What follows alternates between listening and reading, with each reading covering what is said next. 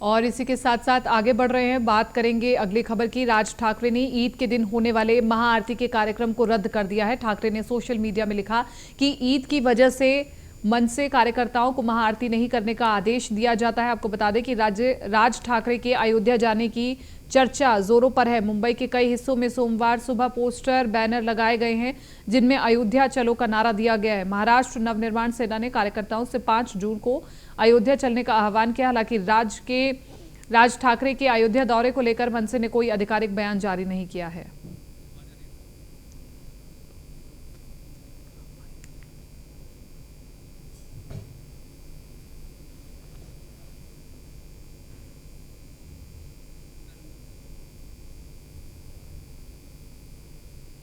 औरंगाबाद में रैली के एक दिन बाद ही महाराष्ट्र नवनिर्माण सेना प्रमुख राज ठाकरे ने नई कानून परेशानियों में फंसते हुए नजर आ रहे हैं। खबर है कि औरंगाबाद पुलिस ठाकरे के भाषण की जांच कर रही है और उनके खिलाफ मामला भी दर्ज कर सकती है। और इसके अलावा शहर की पुलिस को जनसभा के संबंध में एक रिपोर्ट महाराष्ट्र के गृह मंत्री दिलीप वलसे पाटिल को भी सौंपने के लिए कहा गया है, जिसके बाद माना यह जा रहा है कि राज ठाकरे के लिए अब मुश्किलें खड़ी हो सकती हैं।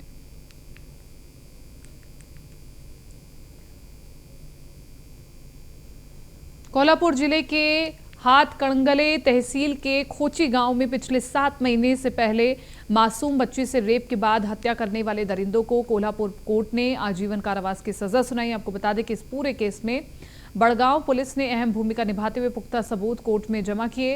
वहीं कोल्हापुर कोर्ट ने इस दरिंदे को आजीवन कारावास की सजा सुनाई है और इस सजा से पेरेंट्स का कहना है कि अब हमारी बच्ची को न्याय मिला।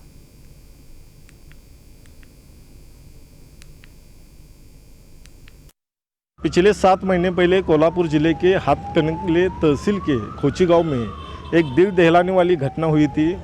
उसी गांव की 6 साल की छोटी बच्ची के ऊपर अत्याचार करके उसकी हत्या कर दी गई थी। इस मामले में वडगांव पुलिस ने उसी गांव के पड़ोस के एक आरोपी को गिरफ्तार किया था। बंडा पवार नाम है उसका। इस मामले में आज कोल्हापुर के कोर्ट में अंतिम सुनवाई हुई। इस केस के जांच अधिकारी पुलिस निरीक्षक संतोष घोड़वे और उनकी टीम यहाँ पर मौजूद है। सर, उस आरोपी को क्या सज़ा हुई है और क्या कहेंगे आप?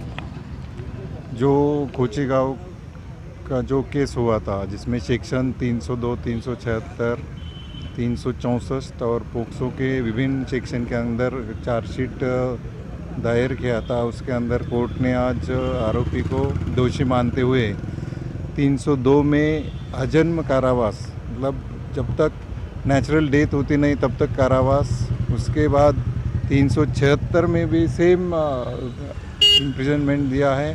उसके बाद 376 2 सेक्शन के अंदर भी जन्म ठेप, मतलब जब तक उसकी नेचुरल डेथ नहीं होती तब तक जन्म ठेप दी है। और उसके बाद में जो अबडक्शन है 364 सेक्शन, उसके अंदर 10 साल का सश्रम कारावास और उसके साथ में 10,000 रुपये फाइन।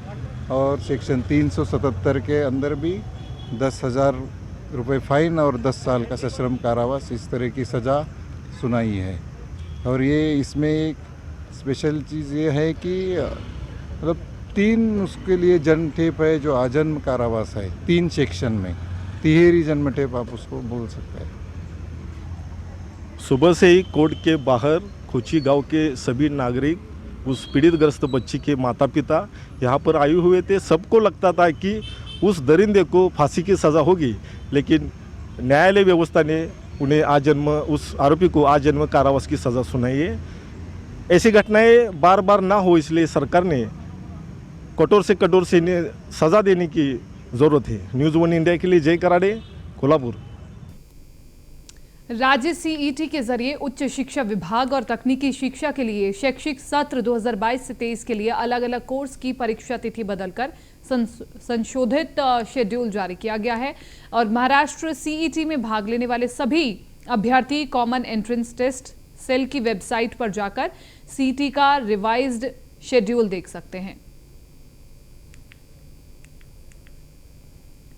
मुरुडा के खोरा बंदरगाह के किनारे चट्टानों में फंसे एक कछुए को संदीप घरत और ऋषिकेश बेली ने जीवन दान दिया है। दरअसल संदीप घरत और ऋषिकेश बेली खोरा बंदरगाह में मछली पकड़ने गए थे। उस समय उन्होंने घाट के किनारे चट्टानों के बीच फंसे करीब 40 किलो वजनी कछुए को देखा।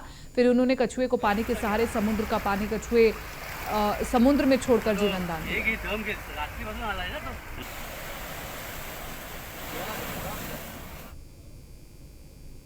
और पिंपड़ी चिंचवाड़ शहर में आए दिन हत्या और मारपीट से घटनाएं लगातार बढ़ती जा रही हैं। शहर के भोसरी MIDC परिसर में एक बुजुर्ग की नग्नावस्था में शव मिला है और शव मिलने के बाद से इलाके में डर का माहौल बना हुआ है। बताया जा रहा है कि भोसरी MIDC परिसर के मौशी टोल नका के पास एक निर्जन स्थल पर एक शख्स का शव मिला है और शव की पहचान होने के बाद पोस्टमार्टम के लिए भेज दिया गया है। मृतक व्यक्ति पर मारपीट के निशान होने से हत्या कर शव को फेंक दिए जाने की आशंका जताई जा रही है। पुलिस ने शव को कब्जे में लेकर के मामला दर्ज कर लिया और आगे की जांच शुरू कर दी है।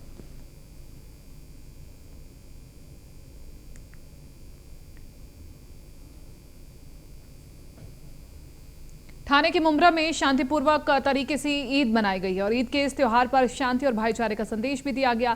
थाने के मुमरा में खुशियों के साथ ईद का त्योहार मनाया गया है। दारुल उल फलाह मस्जिद पर पुलिस का भारी बंदोबस्त लगाया गया था। साथ ही मुमरा शहर में जहां भी ईद की नमाज अता की गई, पुलिस बड़ी संख्या में मौजूद रही। DCP अवनेश ने बताया कि 4 मई के दिन भी कानून व्यवस्था बनी रहेगी। कोई भी कानून को हाथ में लेने की कोशिश करेगा तो बख्शा नहीं जाएगा।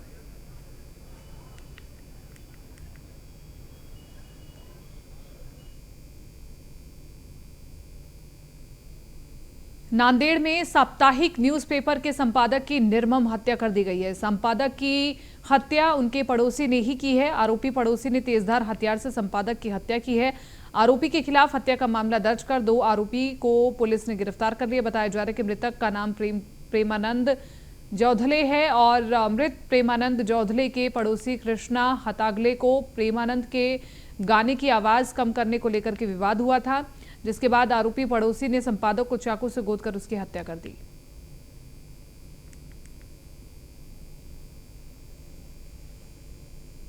और मानगांव तालुका में पिकअप टेम्पो की दुर्घटना हो गई और इस दुर्घटना में 22 लोग घायल हो गए और 7 लोगों की हालत गंभीर बताई जा रही है। घटना जोर गांव के ग्रामीण गागवाली गांव में राशन लेने गए थे। लौटते समय कडापुर गांव के टेम्पो में हादसा हो गया। चालक ने टेम्पो से नियंत्रण खो दिया और टेम्पो पलट गया, जिसमें हादसे में टेम्पो में सवार 22 लोग घायल हो गए। आनंद फानंद में सभी घायलों को पास के अस्पताल में ले जाया गया है।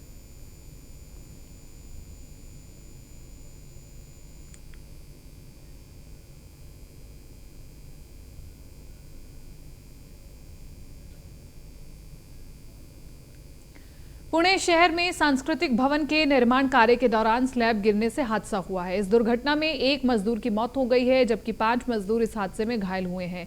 ये घटना वानवाड़ी परिसर में घटी है और बताया जा रहा है कि वानवाड़ी परिसर के अलंकार हाल के सामने बोहरी समाज की ओर से सांस्कृतिक भवन का निर्माण कार्य चल रहा था। लकड़ी का सहारा लेकर स्लैब को खड़ा किया गया था, लेकिन अचानक से लकड़ी का सहारा गिरने से स्लैब नीचे आ गिरी और दमकल विभाग और स्थानीय पुलिस ने मौके पर पहुंच करके राहत कार्य और बचाव का कार्य शुरू किया।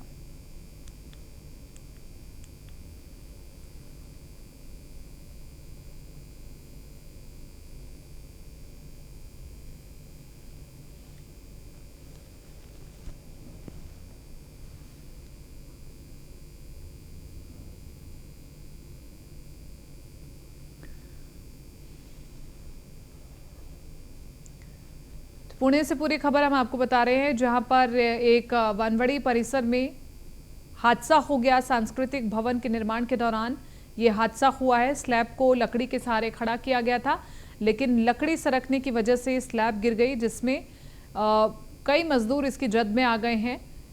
5 मजदूर इसमें घायल हुए हैं और उसके बाद राहत बचाव का कार्य शुरू हुआ। हम आपको बताएं कि सांस्कृतिक भवन के निर्माण के दौरान ये पूरा हादसा हुआ है।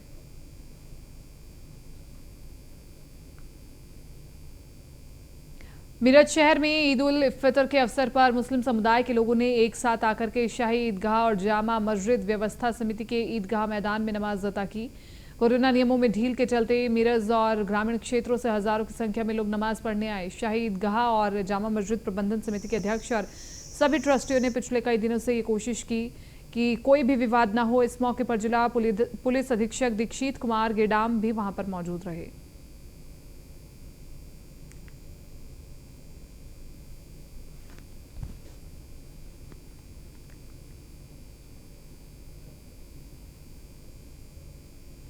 साउथ के सुपरस्टार चिरंजीवी अपनी most awaited upcoming film godfather को लेकर सुर्खियों में बने हुए हैं और इस फिल्म में बॉलीवुड अभिनेता सलमान खान विशेष रूप से स्क्रीन साझा करते हुए दिखाई देंगे। सलमान खान और चिरंजीवी के लिए फिल्म निर्देशक मोहन राजो के साथ मिलकर प्रभुदेवा इस विशेष सॉन्ग को कोरियोग्राफ करेंगे और ये निश्चित ही स्क्रीन पर आग लगा देगा। आपको बता दें कि सलमान खान इस फिल्म में तेलुगु फिल्म इंडस्ट्री में अपना डेब्यू करने जा रहे हैं।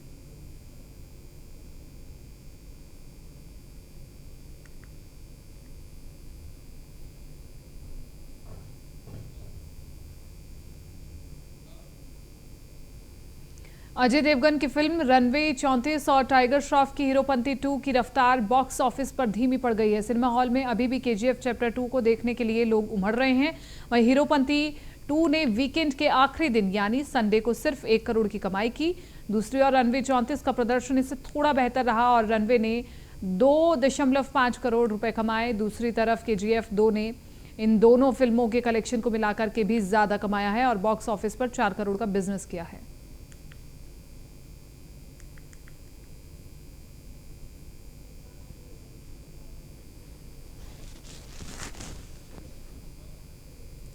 उत्साह और एकता के साथ ईद मनाते हुए महाराष्ट्र के नासिक में समानता और बंधुता का संदेश दिया गया। येवला ईदगाह मैदान में हुई नमाज के दौरान मंत्री छगन भुजबल मौजूद रहे और मुसलमानों को ईद की मुबारकबाद दी। लड़के और लड़कियों को समान शिक्षा दी जानी चाहिए। उन्होंने शिक्षा को हमारा अधिकार बताते हुए सावित्रीबाई फुले के साथ काम करने वाली फातिमा बी शेख को भी याद दिलाया।